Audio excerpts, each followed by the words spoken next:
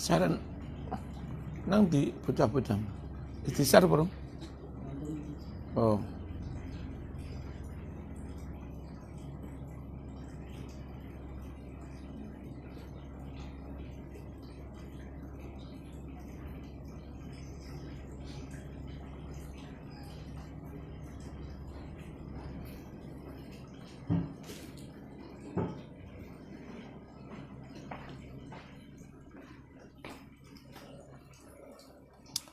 La hadratin bil Mustafa Sayyidina Muhammadin sallallahu alaihi wasallam.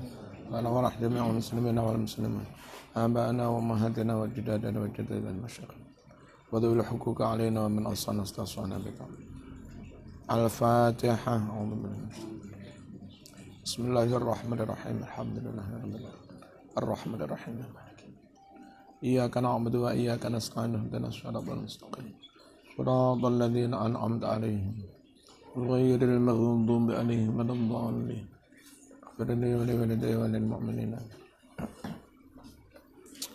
Bismillahirrahmanirrahim. Alhamdulillahirabbil alamin. Allahumma shalli wa sallim ala sayyidina Muhammad wa ala ali sayyidina Muhammad. Kembali kemarin fikih dalam pengertian tradisi dan pemerintahan Islam.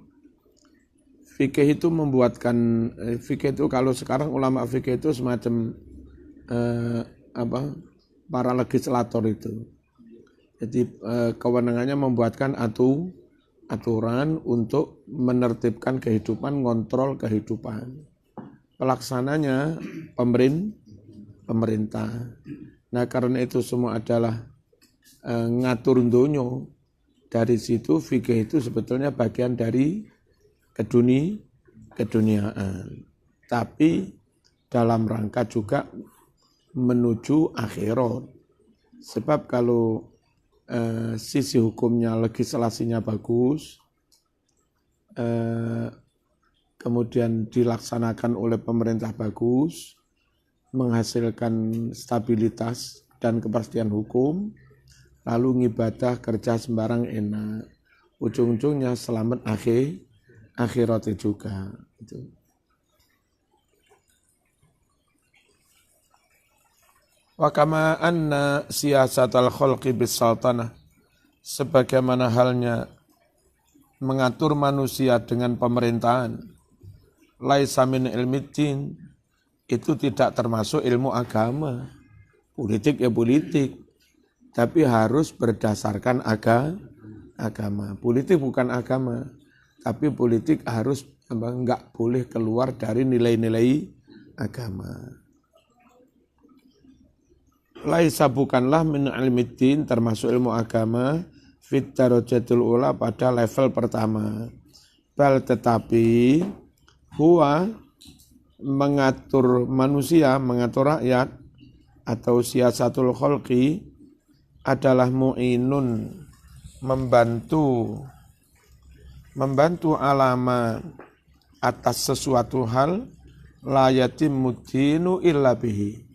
Yang mana agama itu tidak bisa sempurna, enggak bisa berjalan dengan baik tanpa sesuatu itu, tanpa adanya pemerintahan. Agama enggak bisa jalan tanpa ada stabilitas. Stabilitas enggak akan ada tanpa ada pemerintahan. Nah, fakadzalika ma'rifatu thariqis siyasah. Demikian pula mengetahui cara mengatur negara. Itu juga penting meskipun tidak termasuk agama. Fama'lumun annal hajja la yatimmu illa bibadraqatin. Adalah sudah maklum bahwa haji tidak bisa berjalan dengan baik tanpa adanya semacam polisi yang menjaga jalan, polisi patroli. Misalnya jamaah haji berangkat dari Iran menuju Saudi ketika itu ribuan kilo. Supaya jamaah haji dari berbagai negara aman-aman saja, maka pemerintahan ketika itu harus bikin pos-pos keamanan. Sekian kilo ada pos, sekian kilo ada pos, untuk menjamin jamaah haji dari berbagai negara bisa datang ke Mekah. eh, pos keamanannya bukan agama, tapi itu mendukung agama. Haji itu nggak bisa berjalan dengan baik, ila kecuali bibadrokotin dengan polisi patroli, tahrusu yang menjaga minal Arab dari penyamun-penyamun kaum Badui itu. Sebab ketika itu kaum Badui itu nakal, ono wong lewat dirampok.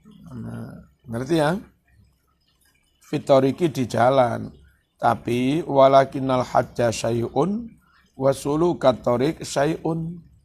Akan tetapi haji itu hal lain. Nah, melewati jalan supaya aman menuju haji itu juga hal lain. Ngerti ya? Wal qiyama bil hirasah allati la yatimul hajju illa biha syai'un tsalis. Dan melakukan tugas menjaga jalan tadi, yang mana haji tidak bisa berjalan dengan baik tanpa adanya penjagaan itu juga hal lain. Haji hal lain, terus perjalanan hal lain, menjaga jalan juga hal lain. Wa ma'rifatu turuqil hirasah, dan mengetahui cara-cara menjaga, apa dibikin pos, apa, teknik menjaga, sing ngerti polisi wa khiyaliha, dan ngerekodoyo melakukan penjagaan, wa qawaniniha, dan aturan-aturan menjaga jalan, aturan lalu lintas bikin rambu-rambu, syai'un rabi, itu hal lain lagi. Jadi dalam hal haji, aslinya yang akhirat itu haji. Cuma ada haji, ada polisi patroli, ada pos-pos, ada perjalanan, macam-macam. Wa hasilu fannil fikhi, sedangkan kesimpulan bidang fikih itu adalah ma'rifatu turuqis siyasah wal hirasah, mengetahui bagaimana mengatur kehidupan, mengatur pemerintahan, dan menjaga pemerintahan supaya tetap eksis. Itu urusannya fikih. Wa yadullu ala dzalika ma ruya musnadan. Wa yadullu menunjukkan ala dzalika, atas yang demikian itu, ma hadis ruya yang diriwayatkan musnadan secara musnad. La yuftin nasa, tidak boleh memberi fatwa kepada umat manusia illa salah satun, kecuali 3 golongan, 3 orang. Amirun au ma'murun au mutakallifun. Pertama amir, berarti kepala negara. Au ma'mur, atau yang diperintah rakyat. Di antara rakyat ada yang berfatwa sapa ulama. Au mutakallifun, atau orang yang ngoyo-ngoyo, gak dikongkon, gak ditugaskan berfatwa, jenenge lancang, sak karepe dhewe.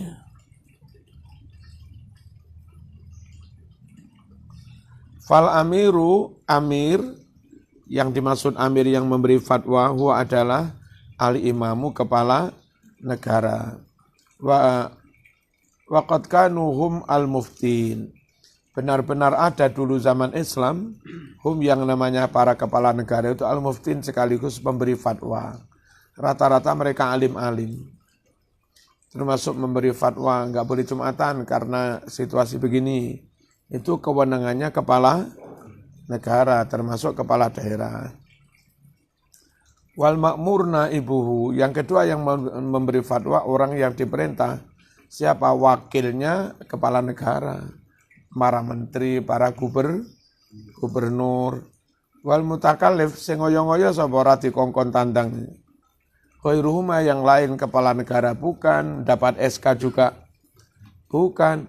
Wa huwa alladzi yataqalladu tilkal uhdah, yaitu orang yang menyandang tugas itu min ghairi hajatin, tanpa ada perlu, kano gawene. Fatwa-fatwa sakarepe dhewe. Ya gawe akun. Waqad kana sahabatu radhiyallahu anhum yahtarizuna 'anil fatwa. Benar-benar dulu para sahabat itu menghindari dari berfatwa, enggak gelem. Jadi Aisyah ditanya kono, tanya orang Sayyidina Ali. Enggak senantiasa mau berfatwa. Hatta kana yuhilu kullu wahidin minhum ala sahibi. Sehingga adalah yuhilu mengalihkan kullu wahidin masing-masing orang minhum dari sahabat, mengalihkan ala sahibi kepada temannya. Ditanya kono, tanya kono. Rono tanya kono terus pun tanya kono. Apa mengoper apa? Oper-oper. Melempar ke orang lain. Wa kanu la yahtarizuna idza su'ilu an ilmil Qur'an wa tariqil akhirah. Padahal dulu sahabat itu tidak menghindari apabila ditanya tentang ilmu Quran. Tapi kalau ditanya fatwa hukum ini boleh apa enggak, itu sana loh, itu penggawaiannya ulama ahli fikih. Kalau ditanya tentang Quran is okay. Wa tariqil akhirah, ditanya tentang jalan menuju keselamatan akhirat. Wa fi ba'dhi riwayat badalal mutakallif al-mura'i. Dalam beberapa riwayat pengganti lafadz mutakallif itu lafadz al-mura'i. Jadi yang suka memberi fatwa itu satu kepala negara, yang kedua pejabat penggantinya yang dapat SK, yang ketiga orang yang suka pamer. Muroi, caper, cari perhatian. Masih goblok-goblok berfatwa terkenal. Ulo dadi ulama. Jadinya terkenal, viral. Sekali dia membuat postingan, followernya iso jutaan, ngunduh iklan, ya. Siapa yang sok berfatwa? Kepala negara atau utusannya atau orang yang sok caper, cari perhatian, muroi. Fa inna man taqallada khataral fatwa, sungguh orang yang menyandang tugas fatwa yang membahayakan, khatar, berbahaya itu. Bisa neraka, bisa surga, keliru didik neraka. Wa huwa ghairu muta'ayyinin lil hajah. Padahal dia tidak tentu dibutuhkan. Fala yaksidu bihi, maka dia tidaklah berniat dengan berfatwa. Orang enggak diperlukan kok berani-berani berfatwa. Pasti tujuannya thalabal jah. Cari kedudukan, cari cari popularitas, ketenaran, wal mali, ujung-ujungnya dapat iklan, cari harta, ya apa enggak? Iya. Berfatwa, ceramah, padahal moco enggak fasih.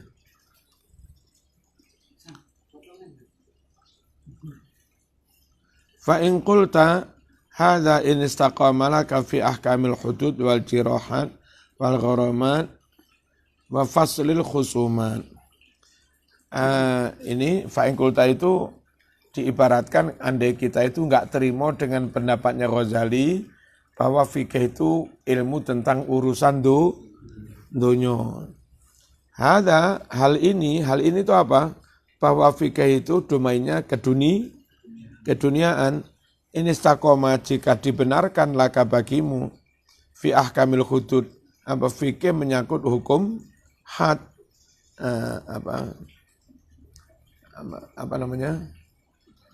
hukum pidana wal jirahat, dan terkait dengan melukai orang lain, wal gharamat, kalau sekarang PTUN, wa faslil khusumat, atau tentang memutuskan berbagai persengketaan. Kalau kamu katakan bahwa fikih itu dunia, mungkin itu pas menyangkut fikih yang menyangkut hukum pidana, hukum pemerintah, PT UN. Tapi fikih kan enggak itu dok, tentang sholat, tentang wudhu. Masa itu yang dunia? Nah, gitu lah. Falastaqimu fi majtami'u alaihi rubul ibadat. Pendapatmu itu tidak pas, tidak benar. Fima menyangkut hal yastamilu alaihi rubul ibadat yang terkandung oleh seperempat ihya menyangkut ibadah minasyami yakni fikih tentang puasa wasolati sholat. Lah masa yang begini termasuk keduniaan? Jawabnya Ghazali, iya keduniaan. Domainnya fikih itu kita fikihnya ikut mazhab Syafi'i. Lalu pemerintah ngikuti mazhab Syafi'i. Lalu Satpol PP yang ngawasi sholat, jamaah khutbah juga semuanya pakai aturan mazhab Syafi'i. Bekerjalah Satpol PP polisi ke bawah. Ahlul Hizbah, polisi syariat itu. Dia Jumatan sambil ngawas.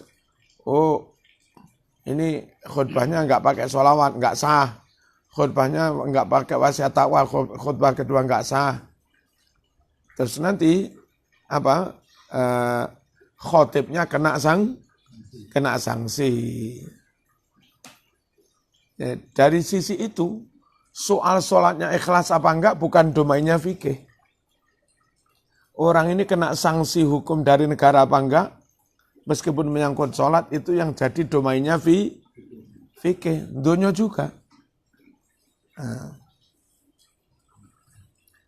Wala tidak pula fima dalam hal yastamilu yang mencakup alih atasma rubul adat seperempat ihya tentang adat istiadat minal muamalat yakni berbagai transaksi atau interaksi antar umat manusia min bayanil halal wal haram. Nah, apa ya begitu itu fikih keduniaan juga?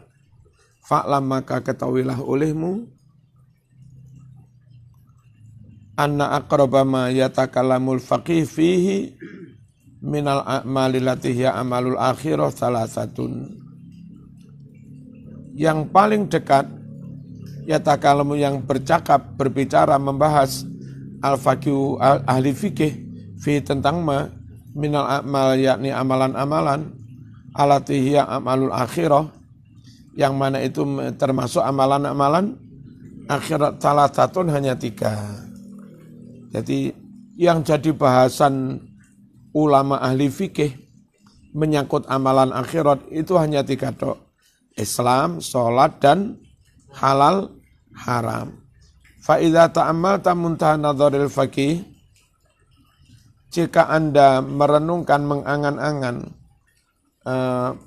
muntaha nadharil faqih, batas notoke, batas maksimal pandangan atau penalaran orang ahli fikih, alim maka Anda ketahui annahu bahwasanya pandangan ulama ahli fikih itu la yujawizu tidak sampai melewati hudud dunia batas keduniaan ilal akhirati sampai akhirat. Tentang Islam, orang KTP-nya sudah Islam, suruh baca syahadat mau. Ya sudah fikih mengatakan dia ngimami sah. Ngakatkan anak juga sah. Perkara ternyata dia munafik, kami nggak tahu. Itu tentang Islam pun yang diurus fikih itu sisi legalitas keduniaan. Gitu loh. Kalau sama ditanya, dulu kan ada naib sini, Fakhrul Razi, yang ternyata Hindu. Terus bagaimana? Dia Hindunya sudah setahun 2 tahun yang lalu. Namanya naib setahun ngakati berapa ratus orang. Terus bagaimana orang-orang manten-manten yang diakati Pak Naib ini ternyata Hindu. Apa kata fikih? Ya kita nggak tahu, dohirnya dia KTP-nya Islam.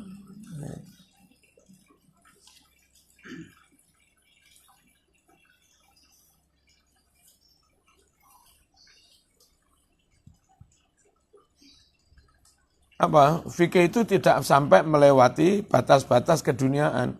Wa idza arafta hadza fi hadhihi thalatha fa huwa fi ghairi hadhar.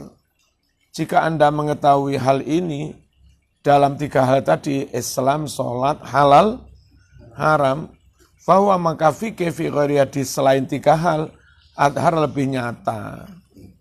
Jadi Islam pun sisi duniawiyahnya, legalitas hukum di dunia. Tentang sholat pun yang dibahas fikih, keabsahan legalitas di dunia. Khotib kayak begitu, khutbah sah apa enggak? Kalau sah berarti dia dapat SK, dapat gaji. Kalau enggak sah berarti enggak boleh mendapat, enggak bisa dapat SK, enggak bisa dapat gaji. Itu urusan fikih. Batasnya di situ. Perkara khotibnya enggak ikhlas belas, fikih enggak tahu. Amal Islam, adapun tentang Islam, fayatakalamul faqih fi ma yasikhu minhu wa ma yafsud. Orang ahli fikih membahas fi ma mengenai hal yasikhu yang sah minhu dari keislaman seseorang, wa ma dan hal-hal yafsudu yang batal, yang tidak sah. Islam yang sah itu apa? Islam yang tidak sah itu kayak apa? Kalau sah berarti dia berhak mendapat KTP. Kalau sudah dapat KTP, dia sah nikah ala Islam. Boleh jadi wali, dapat warisan. Yang itu, menyangkut keduniaan. Ngerti ya? Jadi menyangkut keislaman pun, domain fikih itu legalitas hukum di dunia. Wa fi syuruti mengenai syarat-syarat keabsahan Islam. Walaisal yatafitu fi illa lisan.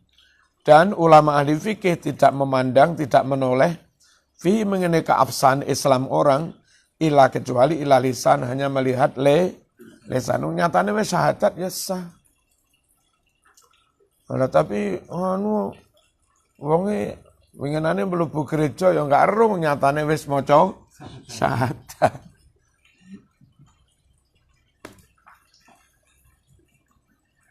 Wa amal qalbu fa kharijun an wilayatil faqih. Adapun soal hati itu di luar domainnya ahli fikih, di luar wilayahnya ahli fikih.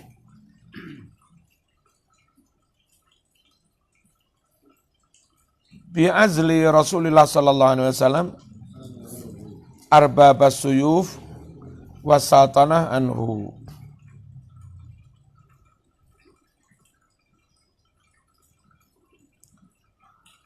Dengan bukti azli Rasulullah Rasulullah SAW menyingkirkan arbaba suyuf, pasukan yang memegang pedang, wasaltonah dan orang-orang pemegang kekuasaan, anhu dari la ilaha illallah atau dari Islam, perang. Terus tentara kafir Arab dibacok morong ngucap la ilaha illallah, ora dibacok. Padahal nyoto ket mangge pu'i sampean. Barang arep mau bacok ngucap la ilaha illallah. Ada indikasi kuat bahwa dia maca la ilaha illallah itu hanya karena takut mati. Karena khawatir dibunuh. Ikhlas sama enggak? Ya enggak ikhlas. Pateni apa enggak ikhlas? Ojo. Wong dohire wis maca la ilaha illallah. Fikih tetap mengatakan ojo. Nah gitu. Haitsu qala, di mana Nabi dawuh hala syaqaq ta'angkalbi, tidakkah kamu membelah dadanya? Itu kan ada sahabat gregetan orang kafir Arab dipateni maca la ilaha illallah, pateni ae. Nabi marah-marah. Tapi mboten ikhlas men. Apa sampean sudah membelah dadanya? Kok sehingga tahu orang itu tidak ikhlas? Jadi orang itu benar-benar disalahkan oleh Nabi. Gara-gara membunuh orang yang sudah baca la ilaha illallah. Andai Nabi masih hidup, golongan ISIS salah kabeh wis. Golongan Hizbut Tahrir yang kadang-kadang suka mengkafirkan orang yang sudah bersyahadat, hanya enggak masuk kelompoknya. Iya tak? Oh Nabi, ini nyata-nyata kafir memerangi Islam, arep dipateni moco la ilaha illallah, itu aja nggak boleh dibunuh. Nah, tapi kan nggak ikhlas. Halasakok tafi kalbah. Apa zaman sudah membelah dadanya? Filadi mengenai orang, Nabi marah-marah. Qatala yang membunuh man orang kafir, takalame bi kalimatul Islam, yang mengucapkan kalimatul Islam, yakni membaca syahadat. Mu'tadhiran bi annahu, dengan beralasan bahwa si kafir itu mengucapkan hal itu min khaufis saif, karena takut pedang. Kenapa tetap kamu bunuh? Walau wong dia baca karena takut pedang aja. Loh, apa kamu tahu? Apa sudah kamu belah dadanya? Itulah fikih. Urusamu masalah zohir.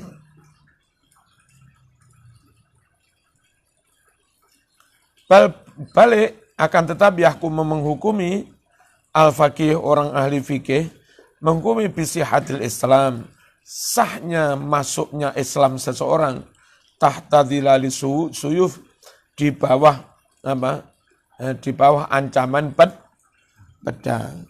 Dulu tahun 65 banyak orang ketakutan. Akhirnya banyak yang sholat, langgar setelah kasus 65 ini katanya. Masjid-masjid penuh di mana-mana. Sah apa enggak sholat mereka? Secara zahir sah. Perkara tahun 71 ganti NU yang dapat tekanan. Mereka dapat angin, kuman ayane maneh.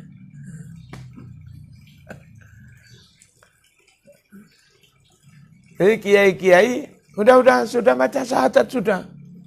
Nah, makanya pengen ngapusi wong NU gampang. NU benar-benar ikut tuntunan Rasulullah, kalau orang sudah baca syahadat nggak boleh dibunuh. Jadi perang melawan wong NU, syukur musim maca syahadat mesti dijarno.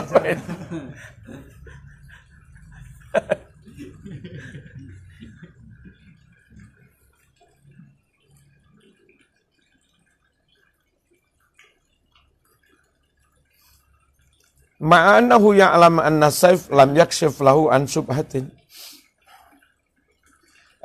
Orang ahli fikih menghukumi sahnya masuk Islam seseorang di bawah paksaan, ancaman pedang. Ma'anahu, padahal dia itu ya'lamu tahu anna saif, bahwasanya pedang tadi lam yakshif lahu an subhatin.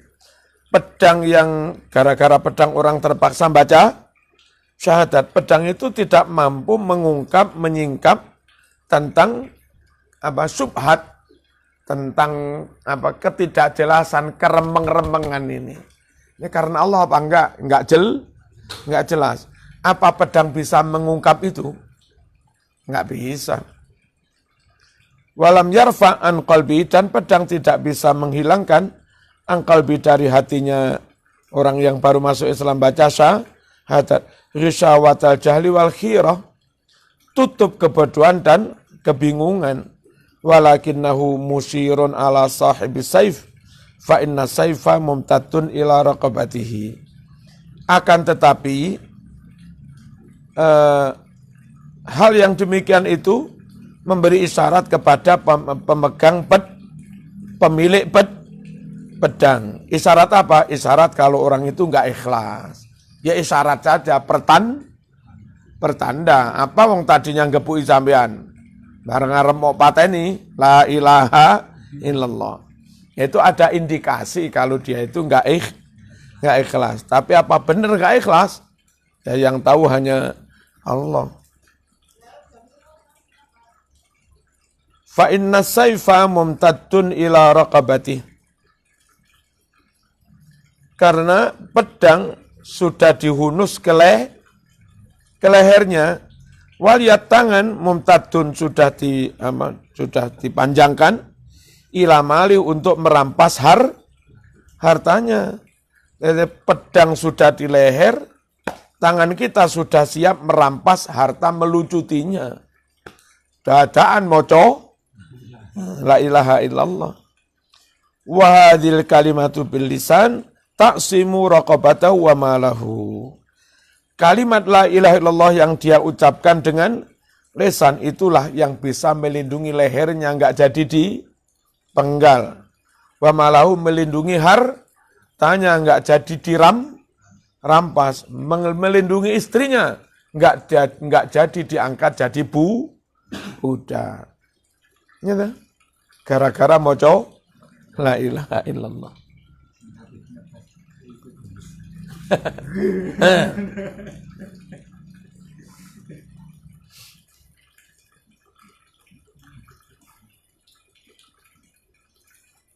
Madamat lahu raqabatun wa malun. Selagi dia masih punya leher, punya harta, artinya masih hidup. Wa dzalika fi amri dunya. Musuh yang baca la ilaha illallah enggak boleh dibunuh, dilindungi lehernya, dilindungi hartanya. Itu menyangkut legalitas hukum di dunia. Di akhirat apa selamat? Bergantung keikhlasan. Wadzalika fid dunya itu menyangkut dunia. Walidzalika karena itulah qala bersabda Rasulullah sallallahu alaihi wasallam, umirtu an uqatilan nas hatta yaqulu la ilaha illallah. Saya diperintah supaya memerangi umat manusia non muslim yang memusuhi Islam maksudnya sampai mereka berucap la ilaha illallah. Fa idza qalu jika mereka sudah mengucap kalimat la ilaha illallah faqad asamu benar-benar mereka telah melindungi minni dari ancamanku.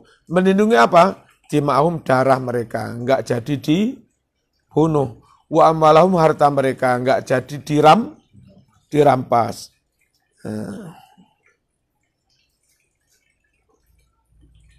Ja'ala Nabi menjadikan athara dzalika dampak atau akibat membaca la ilaha illallah. Berdampak di mana? Berimplikasi hukum apa? Baca la ilaha illallah. Fiddam wal mal. Menyangkut apa? Darah dan harta. Enggak boleh dibunuh. Wa amal akhirah falatan fiha al aqwal. Sedangkan hukum di akhirat sama sekali enggak ada gunanya via di akhirat al aqwalu ucapan secara lisan itu. Jadi misalnya ada orang non muslim sudah belajar buku, dia bertauhid, yakin sudah benar la ilaha illallah Muhammadur Rasulullah, full yakin hatinya begitu. Terus mau sowan ke Kiai Gading, mau masuk Islam, di jalan tabrak motor mati. Apa orang ini? Secara zahir ya hukumnya hukum non muslim, enggak usah dimandikan, enggak usah disolati. Tapi akhiratnya selamat apa enggak orang ini? Full sudah bertauhid dia. Iman pada Allah dan Rasulullah. Hanya akan mengikrarkan syahadat, pengen dituntun kiai sebelum ke sana mati. Dunianya belum, akhiratnya sudah. Enggak ada manfaatnya ucapan itu di akhirat. Akan tetapi anwarul qulub, cahaya hati, artinya keikhlasan. Wa asroruha, rahasia hati. Wa ikhlasuha, keikhlasan hati. Wa laysa dzalika min fanil fikhi. Keikhlasan, ketulusan hati itu enggak termasuk bidang fikih. Wa in khadal faqihu fihi kana kaman law khadha fil kalam awitib wa kana kharijan an fanni. Dan apabila seorang ahli fikih masuk di dalam masalah keikhlasan, maka dia itu seperti andai dia itu masuk pembahasan ilmu kalam, ilmu kedokteran. Ono ahli fikih sedikit menyinggung ilmu kedokteran yang aslinya itu bukan bidangnya, wa kana kharijan an fanni. Dengan begitu si ahli fikih itu keluar dari bidang bahasanya, bidang garapannya. Nah, ngerti ya? Tentang masuk Islam pun yang domainnya fikih itu legalitas keduniaan. Wa amma salat, adapun tentang salat, fal faqihu yufti bisihhah idza ata bi suratil a'mal ma'a dhahiri syurut. Orang ahli fikih akan berfatwa salat itu sah jika orang itu telah menunaikan zahirnya amal-amal perbuatan sesuai dengan zahirnya syarat. Wa in kana ghafilan fi jami salatihi min awwaliha ila akhirah. Meskipun si musolli itu lengah dari Allah di seluruh salatnya, mulai takbir sampai salam ora kelingan Allah belas. Tapi nyatanya dilihat takbirnya sah, fatihahnya sah, tahiyat sah, salam saya sudah enggak dihukum. Itu fikih. Masyghulan bitafakkur fi hisabi muamalatihi fisuk. Disibukkan mikir-mikir tentang ngitung transaksi di pasar. Allahu Akbar, lambene maca Fatihah. Iku mengkulakku sakmene. Engko berarti badiku sakmene. Ya lek payu kabeh lek ora rugiku sakmene. Ya lek numplek rong piring. Raiki salat mikir ngono wae. Zahirnya sah wong sudah memenuhi syarat rukun. Perkara di akhirat enggak dapat apa-apa, emang juga di dunia belayang aja pikirannya. Illa inda takbir, kecuali hanya takbir aja dia ingat Allah. Wa hadhi salatu la tanfa' fil akhirah. Salat kayak begini enggak eling akhirat belas. Itu enggak ada gunanya di akhirat. Kama annal qawla bil lisan fil Islam, sebagaimana mengucap la ilaha illallah hanya dengan lisan ketika masuk Islam, la yanfa' tidak ada gunanya di akhirat. Walakinnal faqiha yufti bisihhah, akan tetapi ulama ahli fikih tetap memberi fatwa itu sah. Ai maksudnya innama fa'alahu hasala bihi imtithalu sighatil amri. Sungguh apa yang telah dia lakukan itu hasala tercapai bihi dengan apa yang dia lakukan itu. Apa yang tercapai? Imtithalu sighatil amri, mengikuti perintah. Di perintah sholat, nyatanya sudah takbir sampai salam memenuhi syarat, berarti dia sudah dikatakan melaksanakan perintah. Wang qata'a, dan batal, enggak jadi bi terhadap dia, bi dengan sholat yang dohirnya sah ini, anhu dari dia, apa yang tidak jadi al-qatlu dibunuh. Sebab kalau enggak sholat dibunuh, awit takzir atau ditakzir. Enggak jadi disangsi. Kenapa? Karena secara zahir sudah sholat. Fa'amal khusyuk wahdorul qalbi.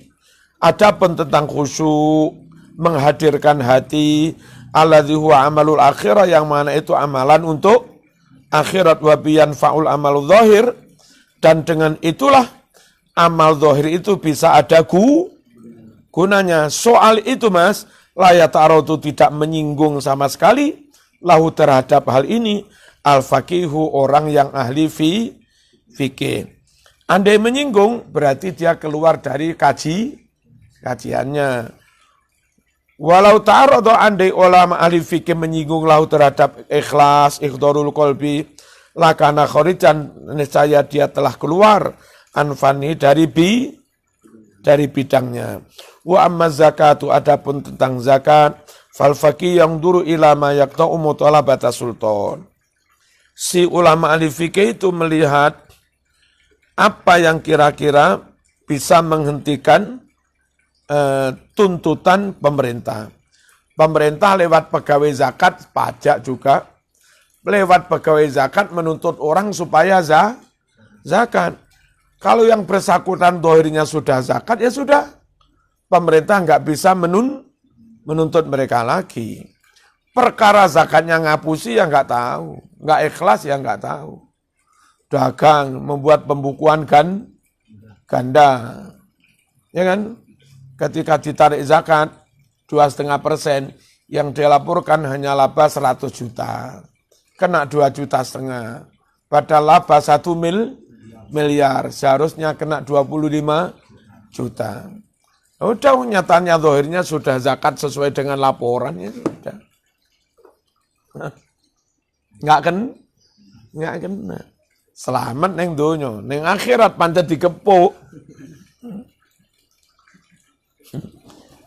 Hatta sehingga innahu idzam tanaan adaiha, si orang yang zakat tadi ketika menolak membayar zakat, fa akhadha sultanu qahran, lalu pemerintah mengambil zakat secara paksa, hakama, maka ahli fikih menghukumi bi annahu bari'at dimmatuh, bahwa orang itu telah bebas tanggungannya.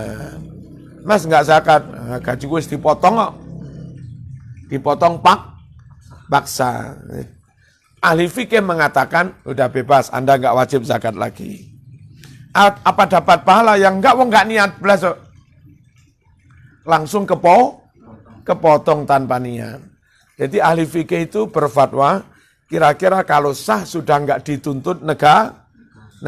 Kalau belum sah, negara masih menuntut lagi. Itu ahli fikih di sana. Wa hukiya an Aba Yusuf Al-Fatihah.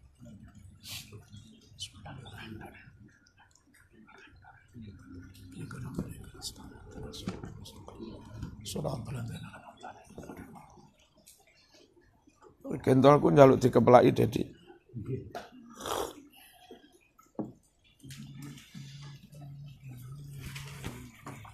Jam berapa?